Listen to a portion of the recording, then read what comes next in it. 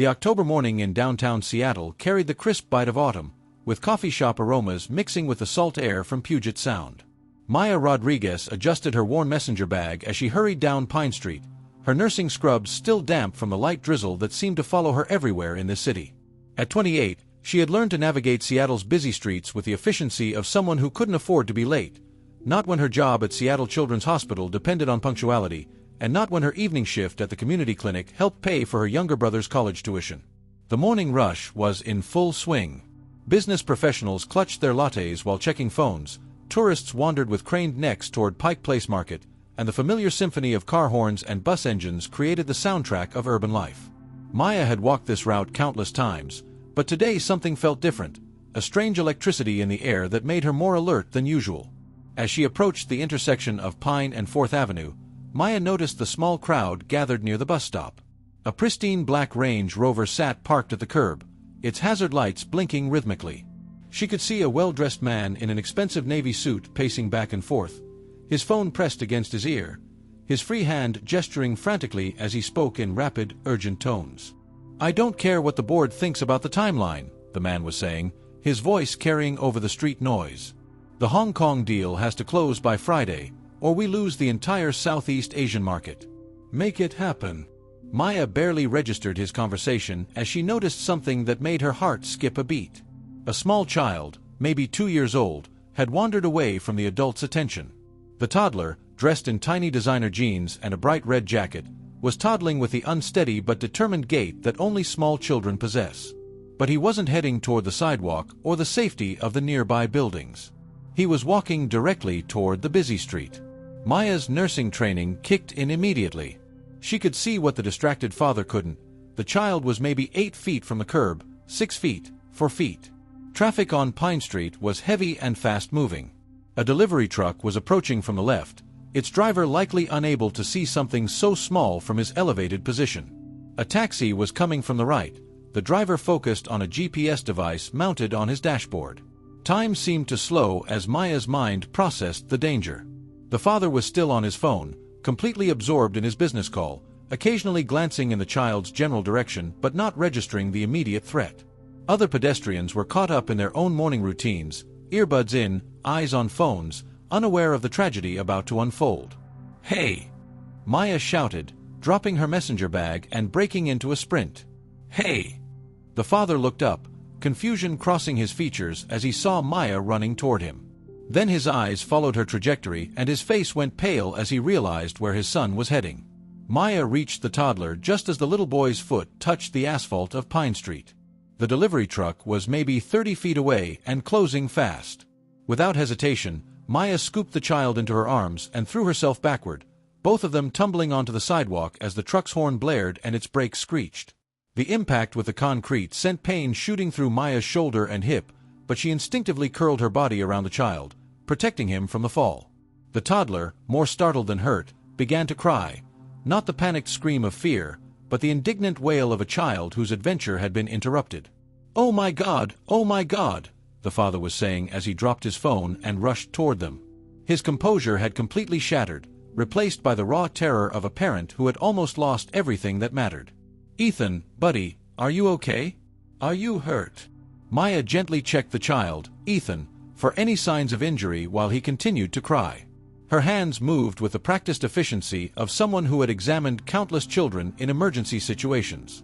No cuts, no obvious bruises, no signs of trauma beyond being scared and confused. "He's fine," Maya said, her own voice shaking slightly as the adrenaline began to wear off. "Just frightened. Kids are more resilient than we think." The father took his son from Maya's arms, holding him close while the toddler's cries gradually subsided into sniffles. Other pedestrians had stopped to stare, some pulling out phones to record the aftermath, others simply gawking at the drama that had unfolded on their morning commute. "I don't know how to thank you," the father said, his voice thick with emotion. Up close, Maya could see he was probably in his early 30s, with dark hair that was slightly mussed from running his hands through it, and brown eyes that were still wide with shock. Despite his obvious wealth, the expensive suit, the luxury vehicle, the designer watch that probably cost more than Maya made in 6 months, there was something genuine about his distress that made him seem more human, more relatable. "You don't need to thank me," Maya replied, wincing slightly as she stood up. Her shoulder was definitely going to be sore tomorrow, and she could feel scrapes on her palms from the concrete. Anyone would have done the same thing. "No," he said firmly, shifting Ethan to one arm while extending his hand to help Maya to her feet. Not everyone would have reacted that fast. Not everyone would have put themselves at risk for a stranger's child. "I'm James Morrison." Maya accepted his help standing up, noticing the strength in his grip and the calluses on his palms that suggested he wasn't just a soft office executive. Maya Rodriguez. And really, it's what anyone should do. James Morrison. The name triggered something in Maya's memory. She'd heard it before, probably in the news or in passing conversation, but she couldn't quite place it. Right now, he was just a relieved father holding his son, and that was all that mattered. "Let me at least pay for your medical bills," James said, gesturing toward the scrapes on her hands and the way she was favoring her left shoulder. "Or buy you lunch or coffee or—" "I'm fine," Maya interrupted, though she appreciated the offer. She glanced at her watch and felt a familiar spike of anxiety. "Actually, I really need to get to work. I'm already cutting it close, and—" "Where do you work?" James asked. "I could give you a ride. It's the least I can do." Maya hesitated. Accepting rides from strangers went against every safety rule she'd learned growing up in a working-class neighborhood, but something about James seemed trustworthy. Maybe it was the way he held his son, or the genuine gratitude in his eyes, or simply the fact that he'd just been through the same terrifying experience she had. "Seattle Children's Hospital," she said finally. "But it's probably out of your way, and I can catch the bus." "It's not out of my way at all," James said quickly. "Please. I insist." As they walked toward the Range Rover, Ethan had calmed down completely and was now looking at Maya with the curious, unguarded stare that only young children can manage. He reached out one small hand toward her, and when she offered her finger, he gripped it with surprising strength. "He likes you," James observed, and there was something in his voice, surprise, maybe, or relief. "Ethan's usually pretty shy around strangers." "Kids have good instincts," Maya replied, making a silly face at Ethan that earned her a giggle. "They can tell when someone genuinely cares about them." As James opened the passenger door for her, Maya caught a glimpse of the car's interior. Leather seats that probably cost more than her monthly rent, a dashboard that looked like it belonged in a spaceship, and a car seat that was clearly top-of-the-line safety equipment. This was definitely not the world she was used to. But as they drove through Seattle's morning traffic, James chatting easily about the city while Ethan babbled happily from his car seat, Maya found herself relaxing. Wealth aside, James seemed like a decent person, a good father who had simply made a momentary mistake that could have had tragic consequences. "So you're a nurse?" James asked as they navigated toward the hospital district. "Pediatric ICU," Maya confirmed. "I specialize in critical care for children. It's not always easy, but it's what I've always wanted to do." "That must be incredibly demanding work," James said, and Maya could hear genuine respect in his voice. "Both emotionally and professionally." "It is," Maya agreed. "But there's nothing like seeing a sick child get better, or being able to comfort a scared family. It makes all the difficult days worth it." They pulled into the hospital staff parking area, and Maya was struck by how out of place the expensive SUV looked among the modest cars and aging sedans that belonged to the hospital employees. "Thank you for the ride," Maya said as she gathered her messenger bag. "And I'm glad Ethan is okay." "Maya," James said as she opened the door. "I mean it about wanting to thank you properly. Could I take you to dinner? Tonight, maybe?" Maya paused, one foot already on the pavement. There was something in his tone that suggested this wasn't just about gratitude, or maybe she was reading too much into it. Either way, she had learned to be cautious about men who seemed too good to be true. "I work a double shift today," she said, which was true. "I won't be done until almost midnight." "Tomorrow then?" James pressed gently. "Please. You saved my son's life. The least I can do is buy you a decent meal." Maya found herself nodding before she'd fully decided. "Okay. Tomorrow." As she walked into the hospital, Maya couldn't shake the feeling that this chance encounter would lead to something more significant than just a thank-you dinner. But she had no idea just how dramatically her life was about to change. The next evening, Maya stood in front of her bathroom mirror, trying to decide if her best dress, A simple black number she'd bought for her nursing school graduation 3 years ago was appropriate for dinner with James Morrison. She still couldn't quite believe she was doing this. In her world, chance encounters rarely led to anything more than polite exchanges and forgotten names. Her phone buzzed with a text, "Looking forward to tonight. I made reservations at Canlis. Hope that's okay. James." Maya's stomach dropped. Canlis was one of Seattle's most exclusive restaurants, the kind of place where a single meal could cost what she spent on groceries in a month. She quickly Googled the restaurant and felt her anxiety spike as she read about the dress code, the wine list with bottles that cost more than her car payment, and reviews that casually mentioned intimate tables for special occasions. This was clearly a mistake. She and James Morrison existed in completely different universes, and last night's crisis had temporarily bridged a gap that was never meant to be crossed.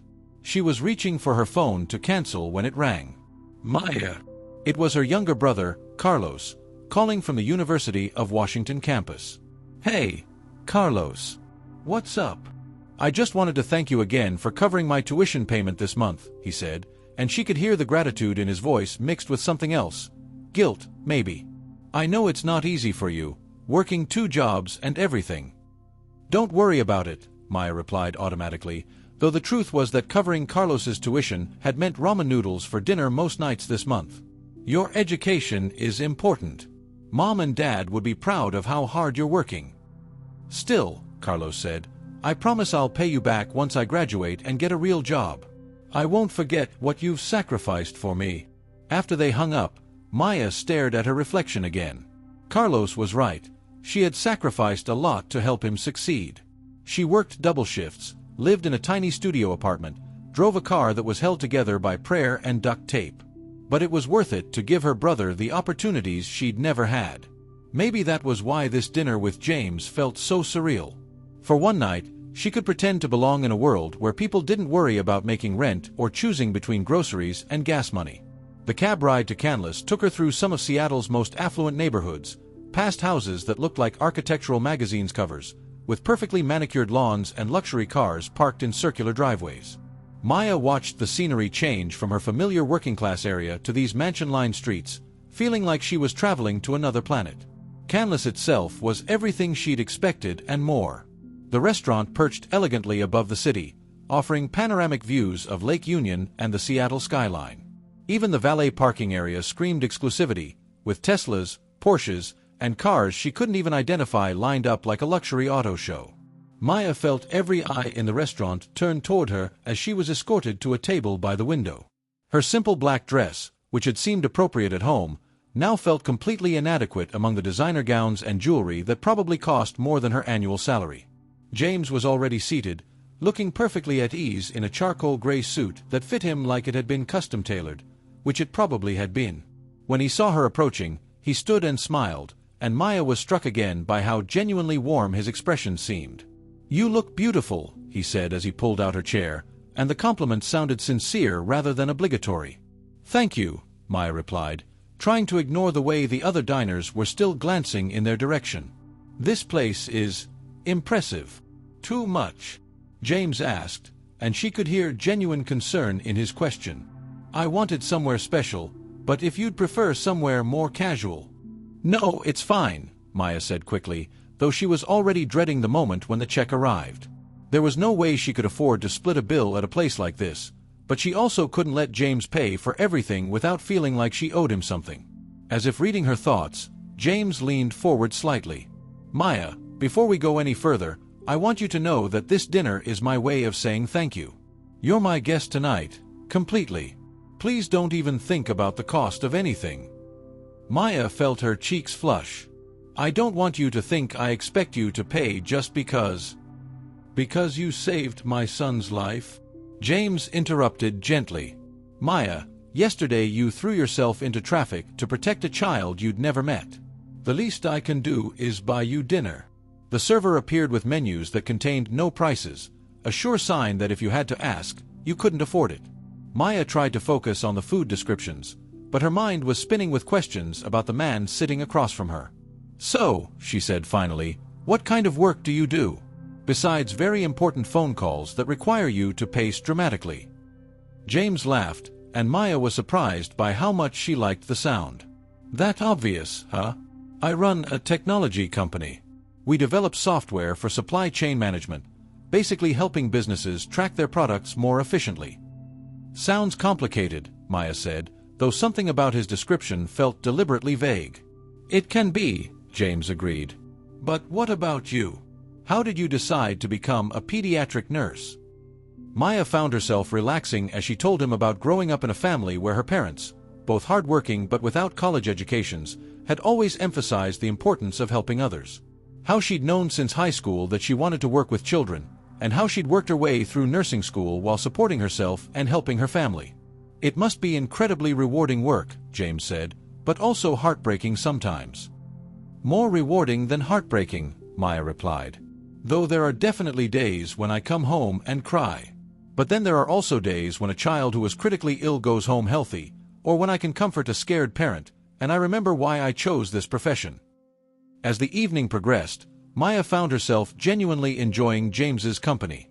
He was intelligent and well-traveled, but he didn't talk down to her or make her feel inadequate. He asked thoughtful questions about her work and seemed genuinely interested in her answers. More importantly, he talked about his son with the kind of deep love and concern that spoke well of his character. Ethan's mother died when he was 6 months old, James said quietly when Maya asked about his family. Cancer. She was only 26. I'm so sorry, Maya said, and meant it. That must have been incredibly difficult. It was the hardest thing I've ever been through, James admitted. For a while, I didn't think I could be the father Ethan needed. I was so focused on my work, on building the company, and suddenly I had this tiny person who needed me to be present and engaged and loving. It took me a while to figure out how to balance everything. You seem like a good father, Maya said, remembering how gentle James had been with Ethan, how his entire composure had cracked when he realized his son was in danger. I try, James said. But yesterday reminded me how easily I can get distracted by work when I should be paying attention to what really matters. That phone call seemed so urgent, so important, but none of it would have mattered if something had happened to Ethan. They talked easily through multiple courses, and Maya was surprised to discover that James was funny. Not in a showy, attention-seeking way, but with a dry wit that caught her off guard and made her laugh despite her nervousness about being so far out of her element. It wasn't until dessert arrived that Maya began to piece together exactly who James Morrison was. Excuse me, a middle-aged woman approached their table hesitantly. I'm sorry to interrupt your dinner, but aren't you James Morrison? From Morrison Technologies. James's expression shifted slightly, not unfriendly, but more guarded. Yes, I am. I just wanted to thank you, the woman continued.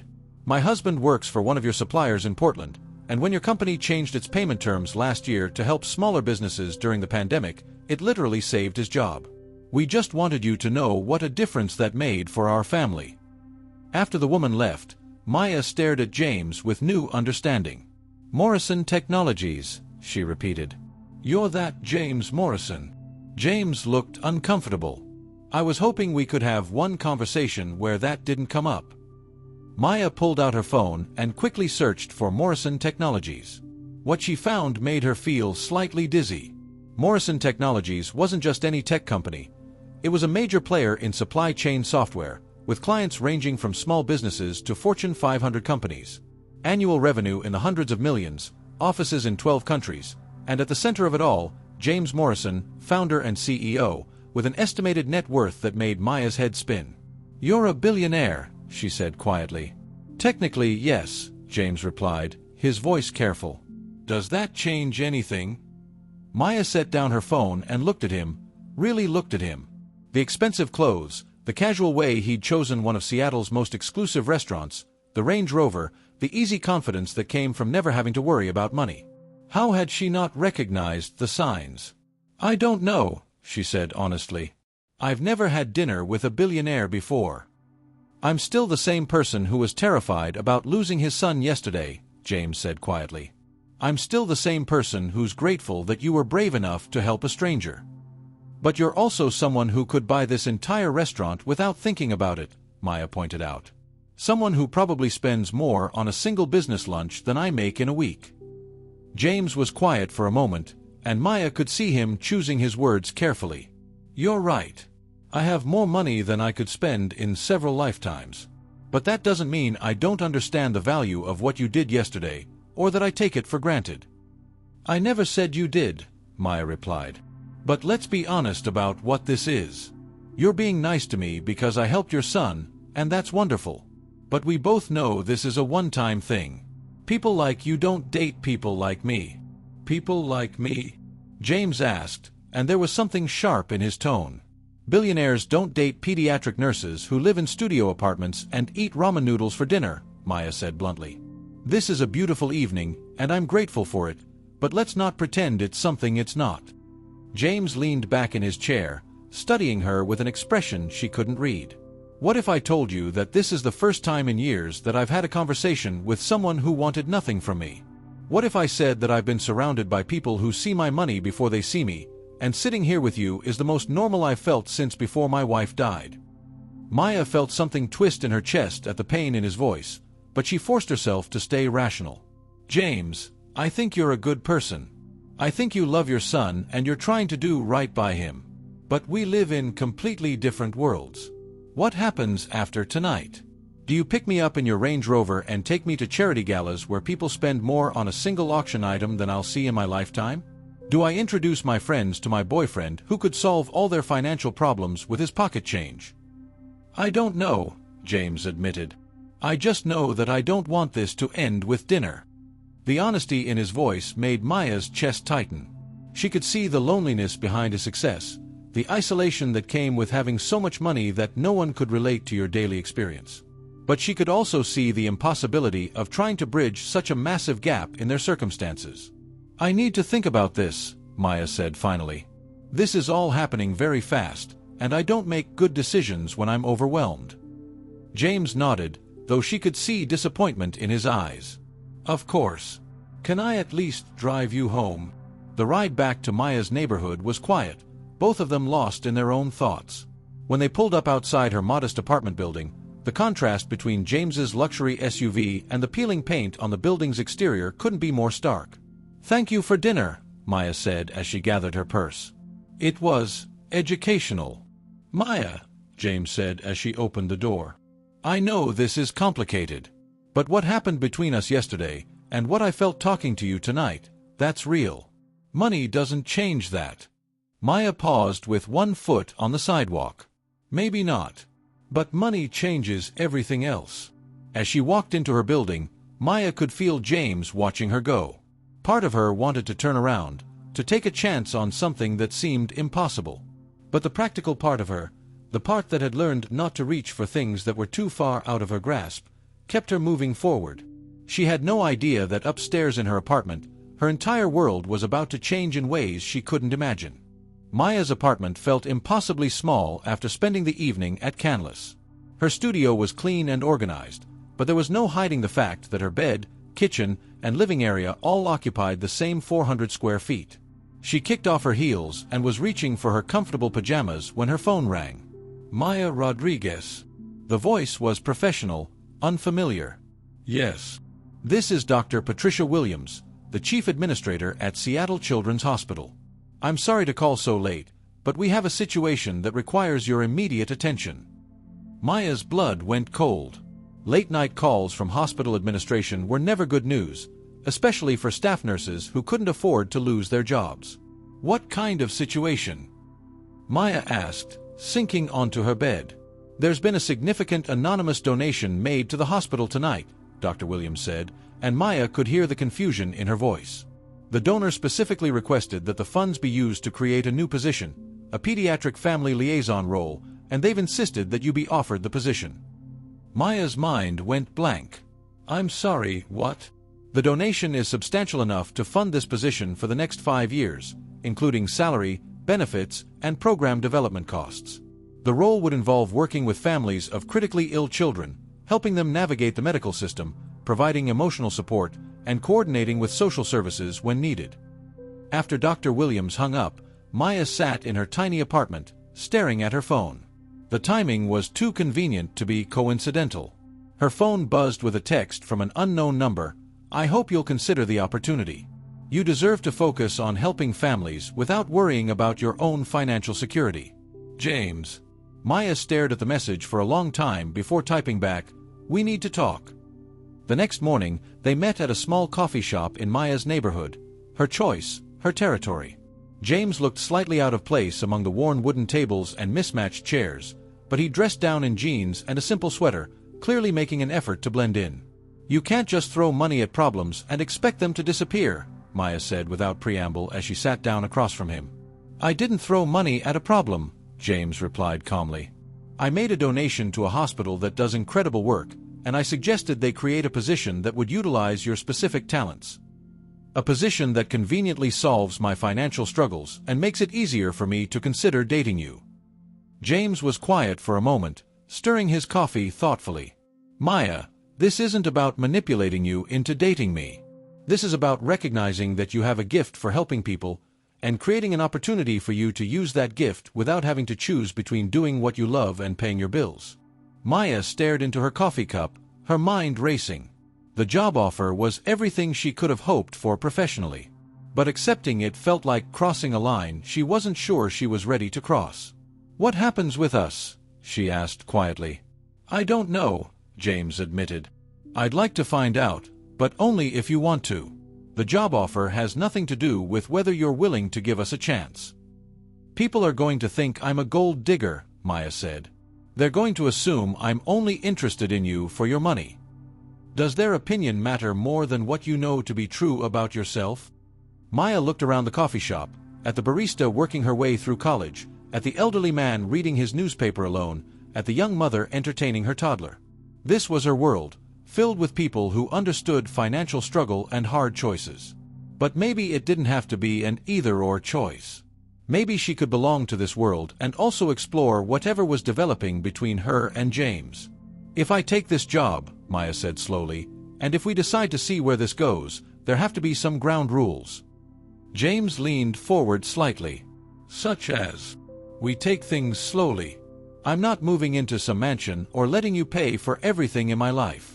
I keep my independence, my friends, my way of doing things." "Agreed. And Ethan comes first," Maya continued.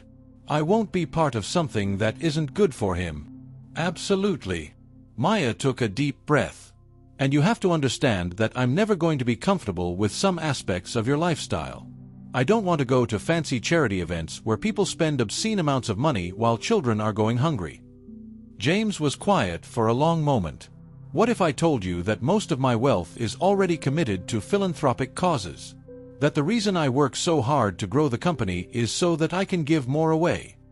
I'd say that's admirable, but it doesn't change the fundamental differences in how we see the world." "No," James agreed. "But maybe those differences could be a good thing. Maybe you could help me stay grounded, and maybe I could help you expand your ability to help others." Maya studied his face, looking for signs of insincerity or manipulation. What she saw instead was genuine hope mixed with vulnerability, a man who had been lonely for too long and was afraid to believe that something real might be possible. "Okay," she said finally. "Let's see what happens." James's smile was radiant. "Really? Really? But we start small. Coffee dates, maybe dinner somewhere that doesn't require a mortgage to afford. And I want to see how you are with Ethan when you're not distracted by work." "I'd like that too," James said. "Actually, I was wondering if you might want to come to the zoo with us this weekend. Ethan loves the penguins, and I think he'd be excited to see you again." Maya found herself smiling back. "I'd love that." 6 months later, Maya stood in her office at Seattle Children's Hospital, looking out at the Seattle skyline through her window. The pediatric family liaison position had been everything she'd hoped for and more. She spent her days helping families navigate the complex medical system, providing emotional support during difficult diagnoses, and connecting families with resources they needed. For the first time in her adult life, Maya wasn't constantly worried about money. Her relationship with James was developing slowly but steadily. They'd been on dozens of coffee dates, several dinners at moderately priced restaurants, and numerous weekend outings with Ethan. Maya had been surprised by how much she enjoyed spending time with the 2-year-old, and even more surprised by how natural James was as a father when he wasn't distracted by work. The turning point had come 3 weeks ago when Ethan came down with a stomach bug.